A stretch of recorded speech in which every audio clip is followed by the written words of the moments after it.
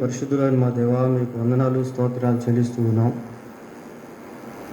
మీరు సృష్టికర్త అయినటువంటి దేవుడవు, మా కొరకే సిలువలో ప్రాణం పెట్టిన రక్షకుడవు, మమ్మల్ని తీసుకుని వెళ్ళుటకై త్వరలో రానున్నటువంటి ప్రియుడవు.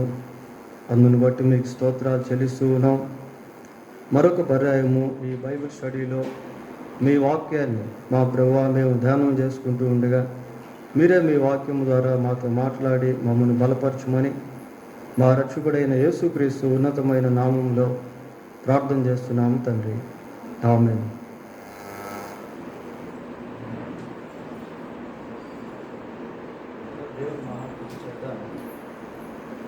మనం దశలోనికైకి రాసిన మొదటి పత్రికను ప్రారంభించాం.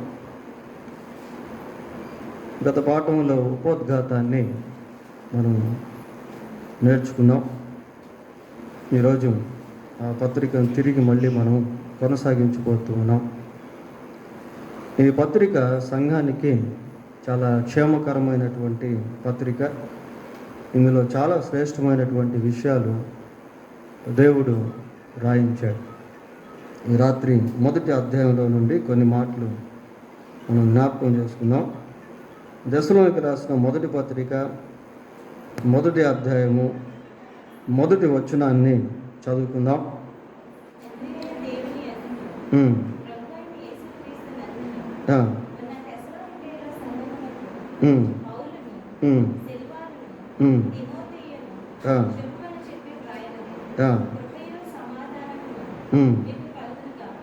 చాలు. ఈ మొదటి వచనంలో శుభాలను గురించి చూస్తూ ఉన్నాం. ఈ శుభములు సంఘానికి తెలియజేస్తున్నటువంటి సమయంలో వారు ఎలాగున్నారు అన్న విషయాన్ని ఇక్కడ గమనించినప్పుడు, దేవుని యందును ప్రభు అయిన యేసుక్రీస్తునందును ఉన్న దెస్సలోనికయుల సంఘము. ఈ సంఘం ఎవరి యందు ఉన్నది అంటే దేవుని యందును ప్రభు అయిన యేసుక్రీస్తునందును ఉన్నది ప్రియులారా. మరి దేవుని యందు కొద్దిమంది ఉంటారు కానీ యేసుక్రీస్తునందు కొద్దిమంది ఉండరు. ఈ జెహోవా విట్నెసెస్ గురించి మనం ఆలోచన చేస్తే వాళ్ళు యెహోవాయే దేవుడు అని అంటారు కానీ యేసుక్రీస్తు దేవుడని ఒప్పుకోరు. మరికొద్దిమంది యేసుక్రీస్తే దేవుడు అనేవాళ్ళు ఉన్నారు, యెహోవా దేవుణ్ణి పక్కన పెట్టేటువంటి వారుగా కూడా ఉన్నారు. అంటే కల్ట్స్ అన్నమాట, భిన్నమైన బోధలు. అయితే ఈ సంఘస్థులు ఎలాగున్నారు అంటే దేవుని యందును ప్రభు అయిన యేసుక్రీస్తునందును నిలిచి ఉన్నారు. ఇది చాలా ప్రాముఖ్యం. మరి దేవుణ్ణి, తండ్రి అయిన దేవుణ్ణి, కుమారుడైన యేసుక్రీస్తు ప్రభువును ఎవరైతే నిజంగా ఒప్పుకుంటారో వాళ్ళే సత్యమందు నిలిచినటువంటి సంఘముగా ఉంటారు. ఈ జెహోవా విట్నెసెస్ వాళ్ళు మరి తండ్రి అయిన దేవుణ్ణి ఒప్పుకుంటారు కానీ కుమారుడైన యేసుక్రీస్తును ఒప్పుకోరు. ఇలా బైబిల్ గ్రంథాన్ని పరిశీలిస్తే అక్కడక్కడ త్రిత్వంలో ఉన్నటువంటి దేవుడు మనకు కనిపిస్తాడు. యేసు ప్రభు యోహాను సువార్త 17వ అధ్యాయం 3వ వచనంలో ఒక మాట అంటాడు. ఏమంటాడు? అద్వితీయ సత్యదేవుడు అయిన నిన్నును నీవు పంపిన యేసుక్రీస్తును ఎరుగుటయే నిత్య జీవము. అంటే అక్కడ తండ్రి అయిన దేవుడు, కుమారుడైన యేసుక్రీస్తు ప్రభు కనబడతా ఉన్నాడు. అలాగే యోహాను సువార్త 14వ అధ్యాయం 1వ వచనంలో మీ హృదయమును కలవరపడనీయకుడి, దేవుని యందు విశ్వాసం ఉంచుచున్నారు, నా యందును విశ్వాసం ఉంచుడి. అంటే ఇక్కడ కూడా మరి తండ్రి అయిన దేవుడు, కుమారుడైన యేసుక్రీస్తు ప్రభు కనబడతాడు. కనుక ఇద్దరిని కూడా మనం ఒప్పుకునేటువంటి వారంగా ఉండాలి. యోహాను రాసిన మొదటి పత్రిక 2వ అధ్యాయము 22వ వచనం చూడండి. 2:22. యేసు క్రీస్తు కాడని చెప్పువాడు తప్ప ఎవడు అబద్ధికుడు? తండ్రిని కుమారుని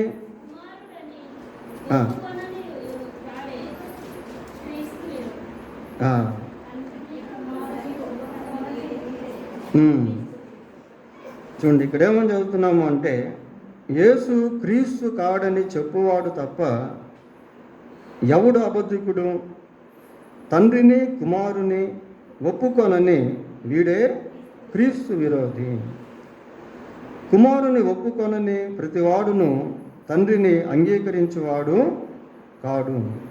కుమారుని ఒప్పుకొనివాడు తండ్రిని అంగీకరించు కాడు. కాబట్టి తండ్రిని కుమారుణ్ణి ఇద్దరిని కూడా ఒప్పుకోవాలి, ఇద్దరి యందు నిలిచి ఉండాలి. త్రిత్వ సిద్ధాంతంలో తండ్రి కుమార పరిశుద్ధాత్మ అనేది చాలా శ్రేష్టమైనటువంటిది. మనం బాప్తిస్మం తీసుకునేటువంటి సమయంలో కూడా యేసుక్రీస్తు ప్రభు తన శిష్యులతో మాట్లాడుతూ అంటాడు, తండ్రి యొక్కయు కుమారుని యొక్కయు పరిశుద్ధాత్మ యొక్కయు నామంలోనికి వారికి బాప్తిస్మము ఇవ్వండి అని చెప్పి. ఈ దశలోనికలో ఉన్నటువంటి సంఘము తండ్రి అయిన దేవుని యందును ప్రభు అయిన యేసుక్రీస్తునందును ఉన్నటువంటి సంఘముగా మనము చూస్తాం. ఇలా ఇది చాలా చాలా ప్రాముఖ్యమైనది. తర్వాత ఇక్కడ పౌలు ఏమంటున్నాడంటే, సంఘమునకును పౌలును సిల్వానును తిమోతియు శుభమని చెప్పి రాయున్నది. పౌలు ఈ సమయంలో, అంటే ఈ పత్రిక రాసేటువంటి సమయంలో పౌలుతో పాటు సిల్వాను అలాగనే తిమోతి కూడా ఉన్నారు. అపోస్తల కార్యం మనం గమనించినప్పుడు 9వ అధ్యాయంలో సౌలు యేసుక్రీస్తునందు విశ్వాసం ఉంచి పౌలుగా మార్చబడి ప్రభు యొక్క పరిచర్యను ప్రారంభించి కొనసాగిస్తున్నటువంటి సమయంలో 3 మిషనరీ దండయాత్రలు చేశాడు. ఆ 2వ మిషనరీ దండయాత్రలో సిల్వాను కూడా పౌలుతో పాటు కలిసి దేవుని యొక్క పరిచర్యలో పాల్గొన్నాడు. ఇకపోతే తిమోతి ఎవరు అంటే పౌలు ద్వారా మారు మనసు పొందినటువంటి వ్యక్తి. ఇతను మరి పౌలు యొక్క 2వ సువార్త దండయాత్రలో అలాగనే 3వ సువార్త దండయాత్రలో పౌలుతో పాటు ఉండి పరిచర్య చేసినటువంటి వ్యక్తి. అలాగనే పౌలు చెరసాలలో ఉన్నప్పుడు 4 పత్రికలు రాశాడు. ఆ రాసిన 4 పత్రికల్లో ఒక పత్రిక ఫిలిప్పీ పత్రిక. ఈ ఫిలిప్పీ పత్రిక రాసేటువంటి సమయంలో కూడా తిమోతి పౌలుతోనే ఉన్నాడు. చూడండి ఒకసారి ఫిలిప్పీ పత్రిక 1వ అధ్యాయము 1వ వచనం చదువుదాం. ఫిలిప్పీలో ఉన్న క్రీస్తు యేసునందలి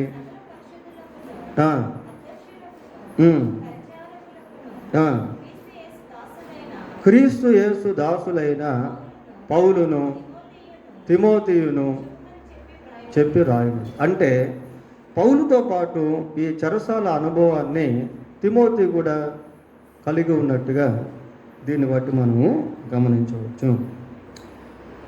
సరే, ఈ దశలోనికలో ఉన్నటువంటి సంఘస్థులకు ఈ 3 వ్యక్తులు పౌలు, సిల్వాను, తిమోతి ఈ 3 శుభాలని చెప్పి ఈ పత్రికను ప్రారంభించారు. 2-3 వచనాలు చదువుదాం.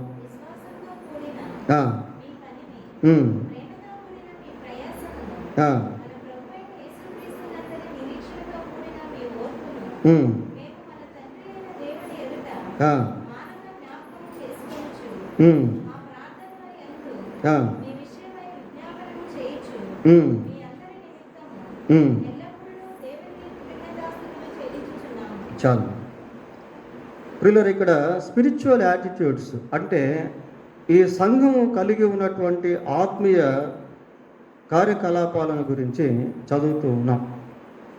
కొన్ని శ్రేష్టమైనటువంటి గుణలక్షణాలు అక్కడ మనకు కనబడుతూ ఉన్నాయి. ఏంటవి అని అంటే, 1 ప్రేమతో ఏమని చెప్తున్నాడు? మీ పనిని ప్రేమతో కూడిన ప్రయాసమును, నిరీక్షణతో కూడిన మీ ఓర్పును. ఇక్కడ 3 క్యారెక్టర్స్ మనం చూస్తూ ఉన్నాం ప్రియులారా. 3 ఆత్మ సంబంధమైనటువంటి గుణలక్షణాలు ఇక్కడ మనకు కనబడతాము. వాళ్ళు పని చేస్తూ ఉన్నారు, ఆ పనిలో వారికి ఏముందట? విశ్వాసం అనేది. ఇది చాలా ఇంపార్టెంట్. వారు చేయుచున్నటువంటి పనిలో విశ్వాసాన్ని కలిగి జీవిస్తూ ఉన్నారు. ఒక విశ్వాసిగా మన జీవితంలో కూడా ఈ విశ్వాసం అనేటువంటిది చాలా ప్రాముఖ్యమైనది. వారు చేస్తున్నటువంటి పనులలో, అది ప్రభు యొక్క పరిచర్య అయితేనేమి, లేక వారి అనుదిన జీవితంలో అయితేనేమి, విశ్వాసముతో కూడిన పనిని చేస్తున్నారు. అలాగనే ప్రేమతో కూడిన ప్రయాస ప్రియులారా. అంటే వాళ్ళు ఏదో ఊరికే యాంత్రికంగా ప్రయాసపడటం లేదు. మనం ఈ పత్రికలో సంఘం గురించి ఆలోచన చేసినప్పుడు దేవుని యొక్క పరిచర్య నిమిత్తము, ఆత్మల సంపాదన నిమిత్తము, సువార్త వ్యాపకం నిమిత్తము వాళ్ళు చాలా ప్రయాసపడ్డారు. వాళ్ళేదో ఒక ఒత్తిడితో ప్రయాసపడ్డమో లేక యాంత్రికంగా ప్రయాసపడ్డమో కాదు, కానీ ఆ ప్రయాసం వెనక వారికి ఏముందట? ప్రేమ అనేటువంటిది ఉంది. చూడండి, దేవుని పరిచర్యలో ఈ ప్రేమ అనేటువంటిది చాలా ప్రాముఖ్యం. Why we're proclaiming the gospel of Christ to the pagan people. అన్ని జనులకు మనం ఎందుకు సువార్త ప్రకటిస్తున్నాము అంటే దాని వెనుక ఒక ప్రేమ అనేటువంటిది దాగి ఉంది. Love your neighbour as your self అని దేవుడు చెప్పాడు. నిన్ను వలె నీ పొరుగువాన్ని ప్రేమించు. కనుక ఇతరులకు మనం సువార్త ప్రకటిస్తున్నటువంటి సమయంలో మనమేదో కాలక్షేపానికో, లేక మనకేదో డబ్బులు ఎక్కువయో, లేకపోతే ఏదో పని లేకో కాదు, కానీ దాని వెనక ప్రేమ అనేటువంటిది దాగి. వీరి యొక్క ప్రయాసం వెనక ఏముంది అంటే ప్రేమ అనేటువంటిది. మూడవది ఇంకా ఇక్కడ ఏమని చూస్తున్నాము? ఓర్పును గురించి చదువుతా ఉన్నాం. ఓర్పును గురించి. ఆ ఓర్పు వెనక ఏముందట? నిరీక్షణ అనేటువంటిది ఉంది. ప్రియులారా, ఇది చాలా ప్రాముఖ్యమైనది. కష్టం వచ్చినప్పుడు, శ్రమ వచ్చినప్పుడు, బాధ కలిగినప్పుడు, ఇబ్బందులు ఎదురైనప్పుడు ఓర్పు అనేటువంటిది సహజంగా విశ్వాస జీవితంలో కలిగి ఉండాలి. దీని గురించి యాకోబు కూడా తన పత్రికలో 1వ అధ్యాయం 5వ వచనాన్ని మనం గమనిస్తే అక్కడ యాకోబు కూడా దీని గురించి మాట్లాడు. ఒకసారి చదవండి. తర్వాత చదవండి, 6వ వచనం చదవండి.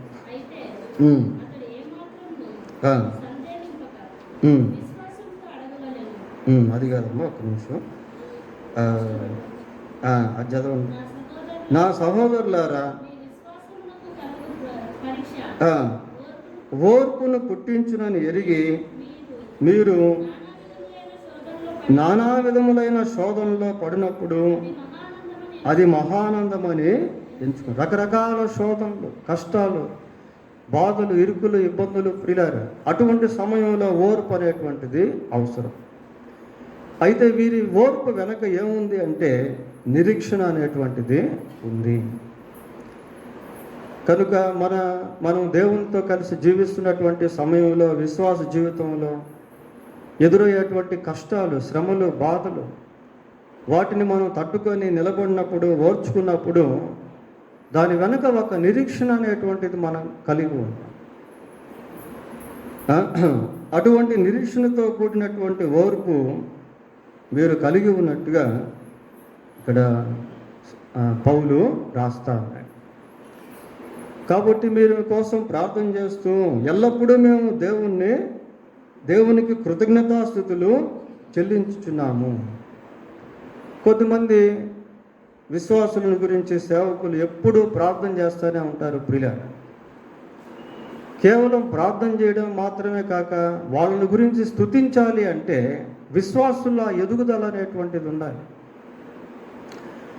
విశ్వాసుల్లో ఎదుగుదల, ఫలింపు అనేది లేకపోతే how can the servants of God praise to God? దేవుని సేవకులు దేవుణ్ణి ఏ విధంగా స్తుతించగలరు? వీళ్ళలో ఉన్నటువంటి ఆ గుణలక్షణాలను జ్ఞాపకం చేసుకుంటూ సేవకులు ఏం చేస్తున్నారంటే ఎల్లప్పుడూ దేవునికి కృతజ్ఞతాస్తుతులు చెల్లిస్తాం. మనం ఎప్పుడు దేవుని స్తుతిస్తాము అంటే మన జీవితంలో ఏదైనా మేలు జరిగినప్పుడు, ఏదైనా సంతోషకరమైనటువంటి కార్యం జరిగినప్పుడు ప్రభువును మనం స్తుతిస్తాం. ఒక విశ్వాస జీవితంలో డబ్బు ఉంటే సంతోషం అని కాదు, కానీ ఆ దైవిక సంబంధమైనటువంటి భక్తే ఆస్తితో సమానం. దైవిక సంబంధమైనటువంటి పవిత్రత అది ఎంతో శ్రేష్టమైనటువంటిది ప్రియులారా. దాన్ని బట్టి మనం దేవుణ్ణి స్తుతించాలి. పరిశుద్ధతను బట్టి, పవిత్రతను బట్టి, ప్రేమను బట్టి, ఓర్పును బట్టి దేవుణ్ణి స్తుతించుట. విశ్వాసులు అలాగ జీవిస్తూ ఉన్నప్పుడు సేవకులు ఎంతో సంతోషించి వారి కోసం ప్రార్థన చేయడం మాత్రమే కాక వారి యొక్క గుణ లక్షణాలను బట్టి దేవుణ్ణి స్తుతించేటువంటి వారుగా ఉంటారు. ఈ పత్రిక పౌలు రాస్తున్నటువంటి సమయంలో వాటిని జ్ఞాపకం చేసుకుంటా ఉన్నాడు. అందుకే అక్కడ ఆ మాట మనం చూస్తాం.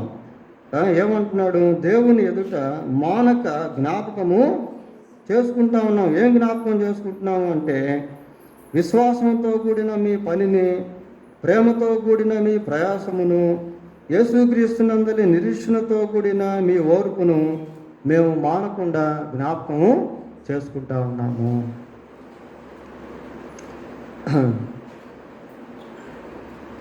4వ వచనం, ఏలయనగా దేవుని వలన ప్రేమింపబడిన సహోదరులారా. ఇక్కడ ఒక సంబోధన మనం చూస్తూ ఉన్నాం ప్రియులారా. సేవకులు పత్రికలు రాసేటువంటి సమయంలో వాళ్ళేదో కవిత్వ రూపంగా రాయలేదు.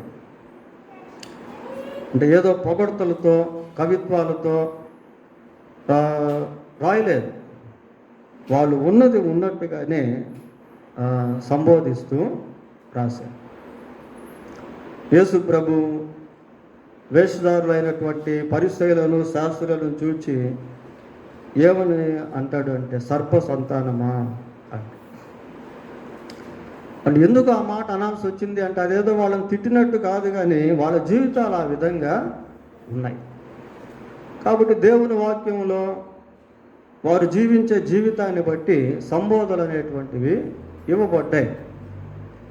మరి దెస్సలోనికలో ఉన్న సంఘముని గురించి పౌలు మాట్లాడుతూ ఏమంటున్నాడు అంటే దేవుని వలన ప్రేమింపబడిన సహోదరులారా, దేవుని వలన ప్రేమింపబడిన సహోదరులారా. దేవుని ప్రేమను గురించి ఆలోచన చేస్తే యోహాను ఒక మాట అంటాడు. చూడండి, యోహాను రాసిన మొదటి పత్రిక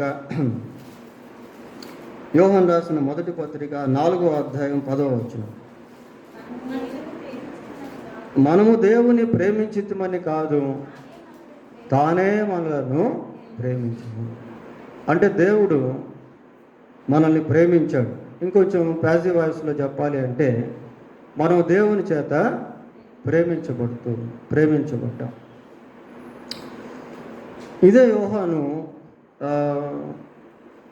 తన సువార్త 3వ అధ్యాయం 16వ వచనంలో అంటాడు, దేవుడు లోకమును ఎంతో ప్రేమించాడు. లోకమును అంటే లోకములో ఉన్న ప్రజలందరినీ కూడా దేవుడు ప్రేమించాడు. ఎంత ప్రేమించాడు అంటే ఇంత ప్రేమించాడు అని మనం చెప్పలేం. ఇంకా ఒక భాషలో చెప్పాలి అంటే తన ప్రాణం కంటే ఎక్కువగా దేవుడు లోకాన్ని ప్రేమించాడు. లోకాన్ని అంటే లోకంలో ఉన్నటువంటి ప్రజల్ని. అందుకోసమే కదా ప్రజల కొరకు ఆయన తన ప్రాణాన్ని పెట్టాడు. అయితే ఇక్కడ మనం ఒక విషయం గమనించాలి. ఏంటి అని అంటే పౌలు మాట్లాడుతూ దేవుని చేత ప్రేమింపబడిన సహోదరులారా అంటున్నాడు. ఈ మాట అనడంలో ఉద్దేశం ఏంటి అంటే దేవుడు అందరినీ ప్రేమిస్తూ ఉన్నాడు, కానీ అందరికీ ఈ సంబోధ వర్తించదు.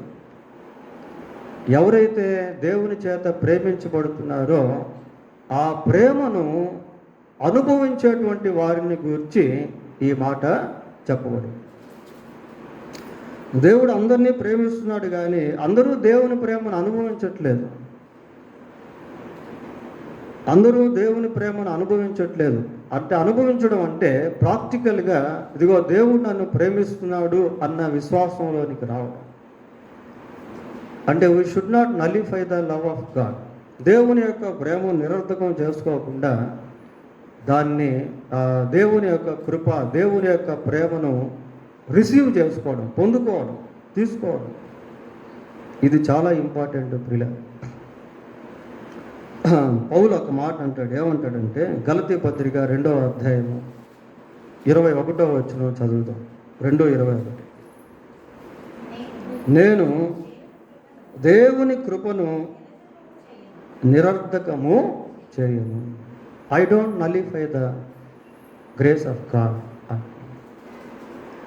దేవుని కృపను నేను నిరర్ధకము చేయను అంటే దాన్ని తీసుకున్నాడు, సద్వినియోగం చేసుకున్నాడు. ఈ దెస్సలోనికలో ఉన్న సంఘం ఏం చేసింది అంటే దేవుడు వారిని ప్రేమిస్తూ ఉంటే ఆ ప్రేమను వాళ్ళు తీసుకున్నారు ప్రియులు. ఆ ప్రేమను వాళ్ళు తీసుకొని దాన్ని అనుభవిస్తూ ఉన్నారు. ఆ కింద భాగాల్లో వాటిని గురించి మనం చూస్తాం. వాళ్ళు ఏ విధంగా దేవుని నమ్ముకున్నారు అన్నది ఆ 10వ వచనంలో మనం చదివితే వాళ్ళు దేవుని ప్రేమను ఏ విధంగా తీసుకున్నారు అన్న విషయాలు మనకు అర్థం అవుతాయి. సరే, సంబోధిస్తూ ఏమని చెప్తున్నాడు? మీరు ఏర్పరచబడిన సంగతి అనగా మా సువార్త మాటతో మాత్రము గాక శక్తితోనూ పరిశుద్ధాత్మతోనూ సంపూర్ణ నిశ్చయతతోనూ మీ వద్దకు వచ్చి ఉన్న సంగతి మాకు తెలియదు. సువార్తల గురించి మాట్లాడుతున్నాడు ప్రియులారా. మీరు ఏర్పరచబడిన సంగతి అనగా అంటే అక్కడ ఒక ప్రశ్న అన్నమాట. అంటే దాని ఒక డిస్క్రిప్షన్ ఇస్తూ ఉన్నాడు, ఒక వివరణ చెప్తా ఉన్నాడు. మీరు ఏర్పరచబడిన సంగతి అన్న దగ్గర కామా పెట్టి అనగా మా సువార్త అని చెప్పి మాటతో మాత్రము గాక శక్తితోనూ పరిశుద్ధాత్మతోనూ సంపూర్ణ నిశ్చయతతోనూ మీ వద్దకు వచ్చి ఉన్న సంగతి.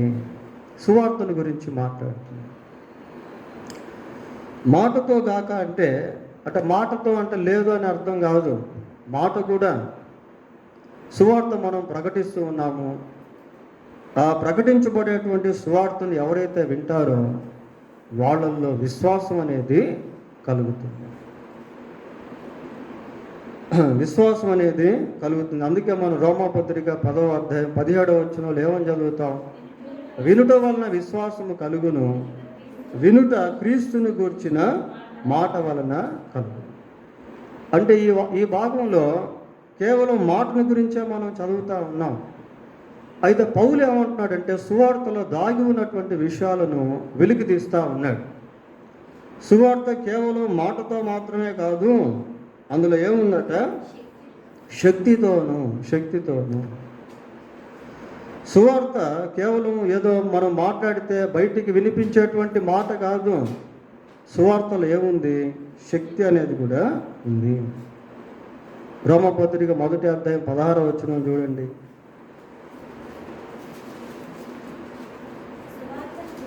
సువార్తను గూర్చి కాను ఏలయనగా నమ్ము ప్రతి వానికి, మొదటి యూదునికి గ్రీసు దేశస్థునికి కూడా రక్షణ కలుగు చేయుటకు అది దేవుని శక్తి అయి. సువార్త అనేది దేవుని యొక్క శక్తి. అదేదో ఒక వాయిస్ లాంటిదే కాదు, ఒక మాట లాంటిదే కాదు. ఆ మాట లోపల ఏముంది అంటే దేవుని యొక్క శక్తి అనేది ఉంది. ఇంకా ఏమున్నాయి? పరిశుద్ధాత్మ గురించి కూడా మాట్లాడుతున్నాడు. మా సువార్త మాటతో మాత్రము గాక శక్తితోనూ పరిశుద్ధాత్మతోనూ. అంటే సువార్తలో పరిశుద్ధాత్మ యొక్క పాత్ర కూడా ఉంటుంది. పరిశుద్ధాత్మ పాత్ర ఉంటుంది ప్రియులారా. అంటే ఒక పాపి మారు మనసు పొందేటువంటి ఆ ప్రక్రియలో సువార్త ప్రకటించబడాలి. ప్రకటించబడినటువంటి సువార్తలో నుండి దేవుని యొక్క శక్తి పనిచేయాలి. ఆ పని చేసేటువంటి ప్రక్రియలో పరిశుద్ధాత్మ దేవుడు తన పరిచర్యను జరిగిస్తాడు.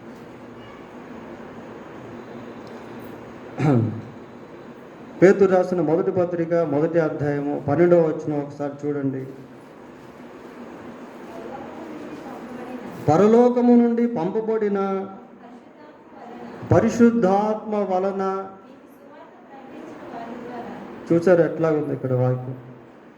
పరలోకం నుండి ఎవరు పంపబడ్డారట? పరిశుద్ధాత్మ. సువార్త ఎవరి ద్వారా ప్రకటించబడింది? ఏమని చదువుతున్నాం అక్కడ? ఇంకోసారి చదవండి. పరలోకము నుండి పంపబడిన పరిశుద్ధాత్మ వలన మీకు సువార్త ప్రకటించిన వారు. అంటే సువార్త ప్రకటించారు. వాళ్ళు ఏ విధంగా సువార్త ప్రకటించారు అంటే పరిశుద్ధాత్మ వలన సువార్త ప్రకటించారు. పరిశుద్ధాత్మ ఎక్కడి నుండి పంపబడ్డాడు? పరలోకము నుండి పంపబడ్డాడు. పరలోకము నుండి పంపబడిన పరిశుద్ధాత్మ వలన ప్రజలు సువార్తను ప్రకటించారు. యోహాను సువార్త 16వ అధ్యాయం 8వ వచనం చదువుదాం. 16వ అధ్యాయం 8వ వచనం. ఆయన వచ్చి పాపమును గూర్చియు నీతిని గూర్చియు తీర్పును గూర్చియు లోకమును ఒప్పుకొన చేయును. అంటే మనిషి మారు మనసు పొందేటువంటి ఆ గడియలో పరిశుద్ధాత్మ ద్వారా జరిగేటువంటి కార్యం. పరిశుద్ధాత్మ దేవుడు వచ్చి ఏం చేస్తాడంటే పాపమును గూర్చియు లోకమును గూర్చియు తీర్పును గూర్చియు లోకమును ఒప్పింప చేస్తాడు. కొరింథీయులకు రాసిన మొదటి పత్రిక 12వ అధ్యాయం 2వ వచనం చూద్దాం. 3వ వచనం. ఇందుచేత దేవుని ఆత్మ వలన మాట్లాడువాడు ఎవడును చెప్పడనియు పరిశుద్ధాత్మ వలన తప్ప ఎవడును యేసు ప్రభువు అని చెప్పలేడనియు. పరిశుద్ధాత్మ వలన తప్ప ఎవ్వరు కూడా యేసు ప్రభువు అని చెప్పలేరు. కాబట్టి పౌలు ఇక్కడ సువార్తను గురించి 4 శ్రేష్టమైనటువంటి విషయాలు తెలియజేస్తా ఉన్నాడు. ఒకటి మాటను గురించి, రెండోది పరిశుద్ధాత్మను, రెండోది శక్తిని గురించి, మూడోది పరిశుద్ధాత్మను గురించి, ఇంకొకటి ఏంటి? సంపూర్ణ నిశ్చయత. సంపూర్ణ నిశ్చయత. ఈ సువార్త అనేది ఎలాంటిది అంటే ఇంకెక్కడ కూడా దీంట్లో సందేహపడాల్సినటువంటి అవసరము లేనే. తిమోతికి రాసిన మొదటి పత్రిక 1వ అధ్యాయం 15వ వచనం ఒకసారి చూడండి. పాపులను రక్షించుటకు క్రీస్తు యేసు లోకమునకు వచ్చెనను వాక్యము ఏందట? నమ్మదగినదియు పూర్ణాంగీకారమునకు యోగ్యమైనదియునై ఉన్నది. అంటే దాన్ని సంపూర్ణంగా అంగీకరించవచ్చు. అది నమ్మదగినటువంటిది. ఏంటి అంటే పాపులను రక్షించుట క్రీస్తు యేసు లోకమునకు వచ్చు. సంపూర్ణ నిశ్చయత అనేది దాంట్లోనే దాగి ఉంది పిల్లలు. ఇంకెక్కడ మనం సందేహించాల్సిన అవసరం లేదు. అపోస్తుల కార్యములు 10వ అధ్యాయం 43వ వచనం చదువుదాం. ఆయనందు విశ్వాసముంచు వాడెవడో వాడు ఆయన నామం మూలముగా పాప క్షమాపణ పొందునని ఎవరట? ప్రవక్తలందరూ ఆయనను గూర్చి సాక్ష్యము ఇచ్చుచున్నారు. ప్రవక్తలందరూ కూడా. కాబట్టి అది సంపూర్ణ నిశ్చయత.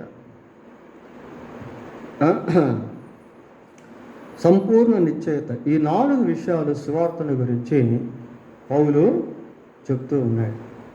అయితే దెస్సలోనికలో ఉన్నటువంటి సంఘము ఈ సువార్తను సంపూర్తిగా అంగీకరించి ఏర్పరచబడినటువంటి గుంపులోనికి వచ్చేసారు. అందుకే వాళ్ళ గురించి మాట్లాడుతూ ఏమని చెప్తున్నాడు అంటే మీరు ఏర్పరచబడిన సంగతి. ఈ సువార్తను వాళ్ళు సంపూర్ణంగా విశ్వసించి ఏర్పరచబడినటువంటి వారి గుంపులోనికి వాళ్ళు చేరుకున్నారు. పేతురు రాసిన మొదటి పత్రిక 2వ అధ్యాయము 9వ వచనం చూడండి. అయితే మీరు చీకటిలో నుండి చదవండి ఆశ్చర్యకరమైన తన వెలుగులోనికి మిమ్మును పిలిచిన వాని గుణాతిశయములను ప్రచురము చేయు నిమిత్తము ఏర్పరచబడిన వంశము. అంటే ఎవరైతే యేసుక్రీస్తును రక్షకుడిగా అంగీకరించి సువార్తను నమ్మి మారు మనసు పొంది బాప్తిసాన్ని పొంది పాప క్షమాపణ అనుభవాన్ని పొందుకుంటారో వాళ్ళంతా కూడా ఏర్పరచబడినటువంటి గుంపులోనికి వచ్చేస్తారు. వీళ్ళు మరి నిజంగా యేసుక్రీస్తుని నమ్ముకున్నారా అనే ప్రశ్న మనం వేసుకుంటే చూడండి, దశలోకి రాసిన మొదటి పత్రిక ఆ 10వ అధ్యాయానికి వచ్చినప్పుడు వీళ్ళు మామూలుగా ఐడల్ వర్షిప్పర్స్ అన్నమాట. అంటే విగ్రహారాధికులుగా ఉన్నటువంటి వీళ్ళు ప్రభువునందు విశ్వాసము ఉంచారు. మీరు విగ్రహములను విడిచిపెట్టి జీవము గలవాడును సత్యవంతుడునగు దేవునికి దాసులగుటకు విగ్రహములను విడిచిపెట్టి. కాబట్టి ఆ సువార్తను, ఏ సువార్తను అంటే మాటతో, శక్తితో, పరిశుద్ధాత్మతో, సంపూర్ణ నిశ్చయితతో కూడినటువంటి సువార్తను వీళ్ళు విశ్వసించారు. యేసు ప్రభు యొక్క మరణ, భూస్థాపన, పునరుద్ధానములను వీళ్ళు విశ్వసించారు. ఆయన రాకడను కూడా వీళ్ళు విశ్వసించినట్టు ఆ 10వ వచనంలో మనం చూస్తాం. కాబట్టి వీళ్ళు ఏర్పరచబడినటువంటి వారుగా పిలువబడుతూ ఉన్నారు. తర్వాత చదవండి 6వ వచనం. పరిశుద్ధాత్మ వలన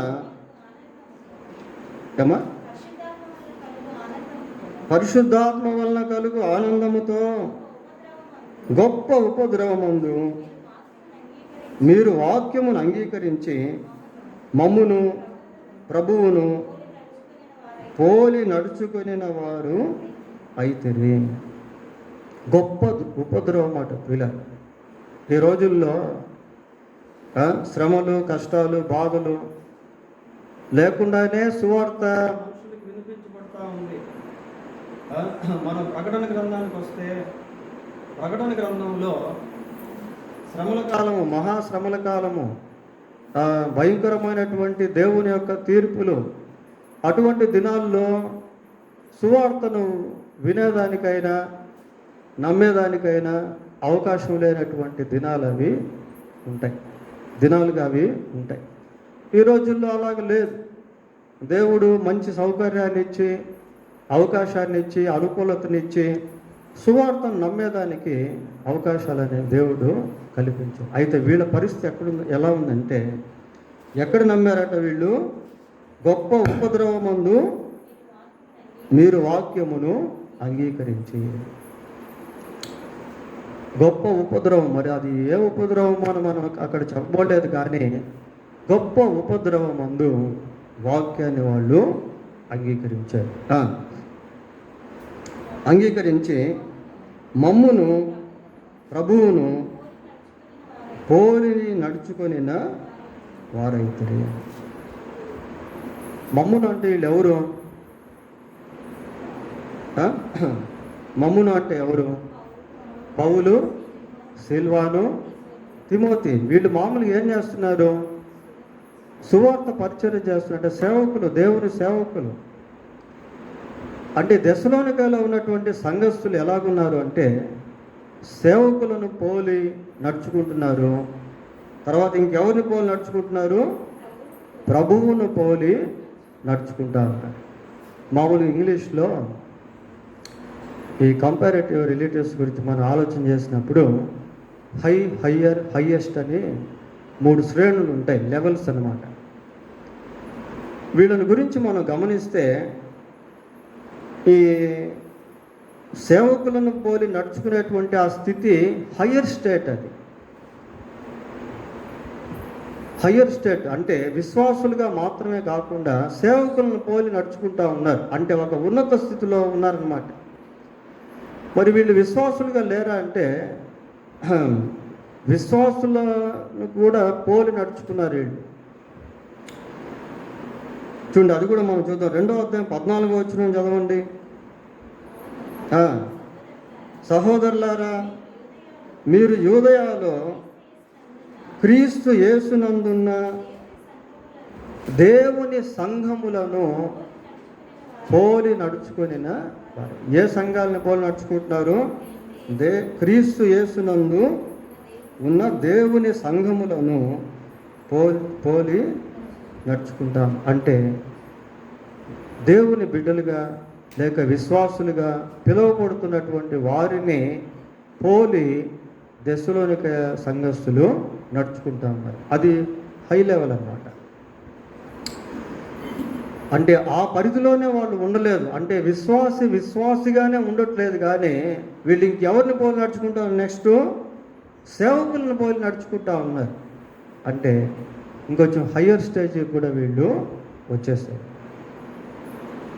కేవలం విశ్వాసులను సేవకులను మాత్రమే కాకుండా ఇంకెవరిని పోలి నడుచుకుంటున్నారు? Highest stage.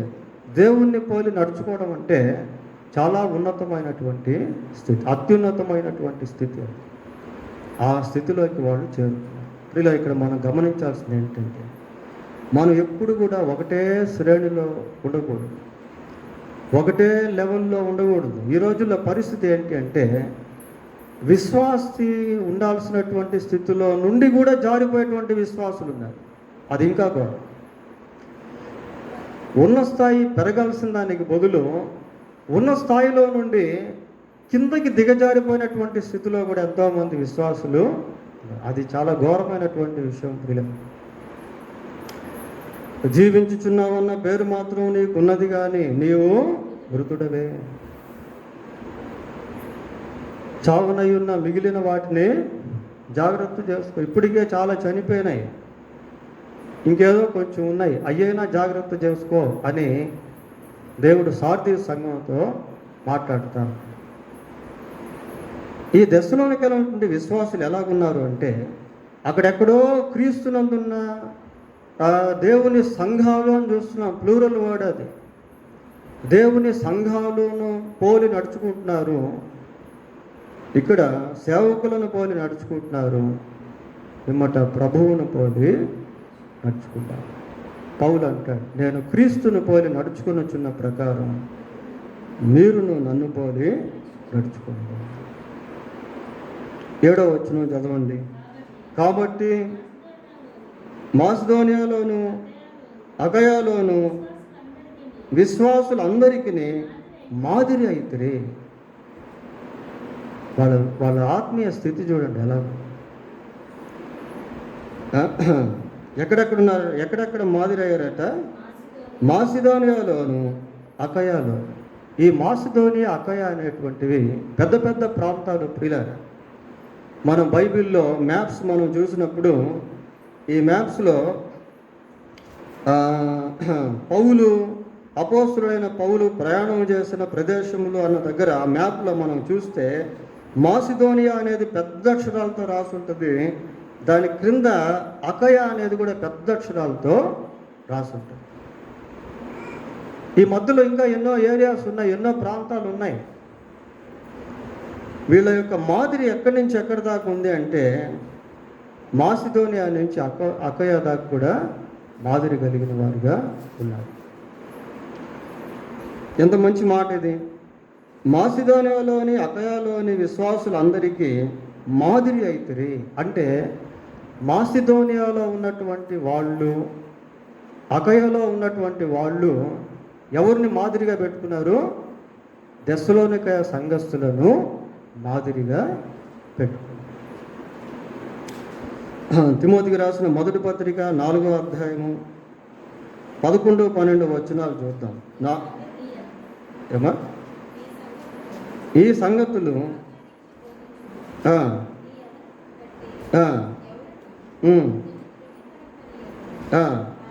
కానీ మాటలోను, ప్రవర్తనలోను, ప్రేమలోను, విశ్వాసములోను, పవిత్రతలోను విశ్వాసులకు ఎలా ఉండాలట?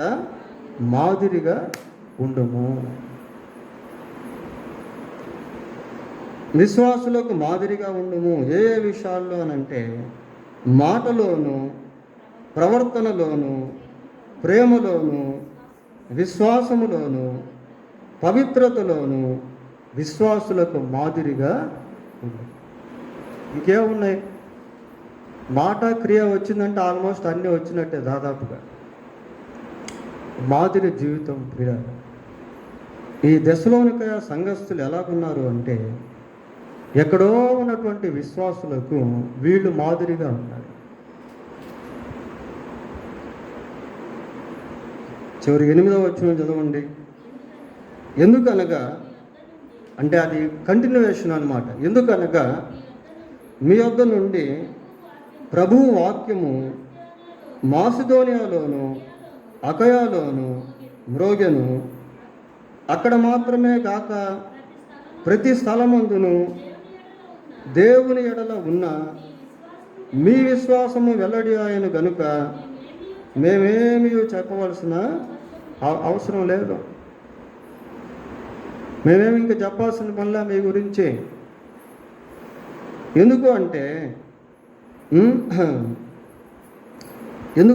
ఏమంటున్నాడు? ఎందుకనగా మీ వద్ద నుండి ప్రభువు వాక్యము మాసిదోనియాలోను అకయాలోను మ్రోగెను. ఈ మ్రోగెను అనే మాట మనం సహజంగా ఎప్పుడు వాడతాం? మ్రోగెను ఒక గంట మ్రోగించే సమయంలో ఊరికే ఒకసారి అట్ట కొడితే దాన్ని మ్రోగెను అని మనం అనలేం. అలా కొట్టినప్పుడు అది పలుమార్లు ప్రతిధ్వనిగా ఎప్పుడైతే వినపడుతుంటుందో దాన్ని మ్రోగెను అని మనం అంటాం. ఇలా అంటే దశలోనికలో ఉన్న ఈ సంఘంలో నుంచి దేవుని వాక్యము ఎక్కడికి వెళ్తూ ఉంది? అకయాకి వెళ్తూ ఉంది, మాసిదోనియాకి వెళ్తూ ఉంది. ఈ మధ్యలో ఎన్నో ప్రాంతాలు ఉన్నాయి. మ్రోగిపోతూ ఉంది వాళ్ళ దగ్గర నుండి వెళ్ళేటువంటి వాక్యం. అంటే పలుమార్లు దేవుని వాక్యాన్ని వాళ్ళు ఆయా ప్రాంతాలకి తీసుకెళ్తున్నారు. ఇది చాలా ఇంపార్టెంట్ పిల్లలు. సంఘానికి దేవుడు అప్పగించిన బాధ్యతల్లో ఒక బాధ్యత ఏంటి అంటే సువార్తను ఇతర ప్రాంతాలకి తీసుకొని వెళ్ళాలి. దేవుని వాక్యాన్ని ఇతర ప్రాంతాలకి మోసుకొని వెళ్ళాలి. That is the responsibility of church. అది సంఘము యొక్క బాధ్యత. అది సంఘము యొక్క బాధ్యత ప్రియులారా. ఈ దశలోనికలో ఉన్నటువంటి సంఘస్థులు కేవలం వాళ్ళే మారు మనసు పొంది, వాళ్ళే విశ్వాసంలో అభివృద్ధి పొంది, వాళ్ళే ఇతరులకు మాదిరిగా ఉండి దాంతోనే సరిపెట్టుకోవట్లేదు. ఇంకా వీళ్ళు ఏం చేస్తున్నారంటే వాక్యాన్ని అనేక ప్రాంతాలకి తీసుకొని వెళ్తారు. కాబట్టి ఈ దశలోనికయ సంఘము దేవుని సంఘానికి ఒక మంచి మాదిరి సంఘం. ఇంకా ఏమంటున్నాడు అంటే అక్కడే అకయలో మ్రోగెను, అక్కడ మాత్రమే కాక ప్రతి స్థలమందు దేవుని ఎడల మీకున్న విశ్వాసము వెల్లడియాలి. దేవుని పట్ల వారికి ఎటువంటి విశ్వాసం ఉందో అది ఎక్కడ వెల్లడైందట? ప్రతి స్థలములో వెల్లడి. ఇంకో రకంగా చెప్పండి, యూనివర్సల్, ఇంటర్నేషనల్. ఆ రోజుల్లోనే వీళ్ళ విశ్వాసము ఆ పరిధిలో ఉన్న ప్రతి స్థలానికి వ్యాపించింది. అంటే వీళ్ళు ఎంత స్టాండర్డ్స్, ఆత్మీయ పునాదులు, ఆత్మీయ ప్రామాణికాలు కలిగి ఉన్నారో దీన్ని బట్టి మనం అర్థం చేసుకోవచ్చు. కనుక ప్రియులారా, ఈ దశలోనికలో ఉన్నటువంటి సంఘము చాలా శ్రేష్టమైనటువంటి సంఘము, చాలా మాదిరికరమైనటువంటి సంఘము. సంఘాలను, సేవకులను, దేవుణ్ణి పోలి నడుచుకున్నటువంటి సంఘము. దేవుని యొక్క సువార్తను పలు ప్రాంతాలకు తీసుకెళ్ళినటువంటి సంఘము. దైవిక గుణలక్షణాలు కలిగి జీవించేటువంటి సంఘము దశలోనికలో ఉన్న సంఘం. దేవుడు తన వాక్యాన్ని దీవించినగాక. దేవుని చిత్తమైతే ఇంకా రాబోయే దినాల్లో ఈ దశలోనికయ సంఘం గురించి అనేక విషయాలు మనము ఈ బైబిల్ స్టడీలో నేర్చుకుందాం. ప్రార్థన.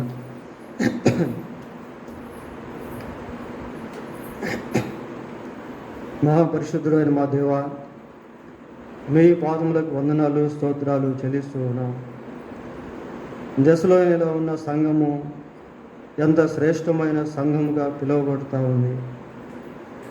మా జీవితాల్లో మేము కూడా ప్రభువా మీ సత్య సువార్తను అంగీకరించుట ద్వారా, మీ ప్రేమను అనుభవపూర్వకముగా ఎరుగుట ద్వారా ఏర్పరచబడిన గుంపులో చేర్చబడ్డాము. మా జీవితం ఒక ప్రత్యేకమైనటువంటిది, బాధ్యతతో కూడినటువంటిది, మీ యొక్క లక్షణాలతో కూడినటువంటిది, సువార్త భారముతో కూడినటువంటిది. కనుక వీరి వలె మేము కూడా జీవించుటకు, మిమ్మల్ని పోలి, సేవకులను పోలి, మీలో నిలిచి ఉన్న సంఘస్థులను పోలి జీవించేవారముగా ఉండుటకు సహాయం చేయండి. అనేకులకు మా జీవితం మాదిరికరముగా ఉన్నట్లుగా సహాయం చేయండి. మీ వాక్యము, మీ సువార్త అనేక ప్రాంతాలకు మేము కూడా వీరి వలె తీసుకుని వెళ్ళగలుగుటకు సహాయం చేయండి. సువార్త ధ్వని ప్రతిధ్వనించే విధంగా మేము ప్రయాసపడుటకు కృపదయ చేయమని, వచ్చే పాఠానికి తగు రీతిగా మమ్మల్ని సిద్ధపరచమని మా రక్షకుడైన యేసుక్రీస్తు పరిశుద్ధమైన నామములో ప్రార్థన చేస్తున్నాము తండ్రి. ఆమేన్. మన తండ్రి అయిన దేవుని ప్రేమ, మన ప్రభు అయిన యేసుక్రీస్తు యొక్క కృప, పరిశుద్ధాత్మ దేవుని యొక్క సన్నిధి సహవాసం మనకు, సంఘానికి, సార్వత్రిక సంఘానికి తోడై ఉండి కాపాడును గాక. ఆమేన్.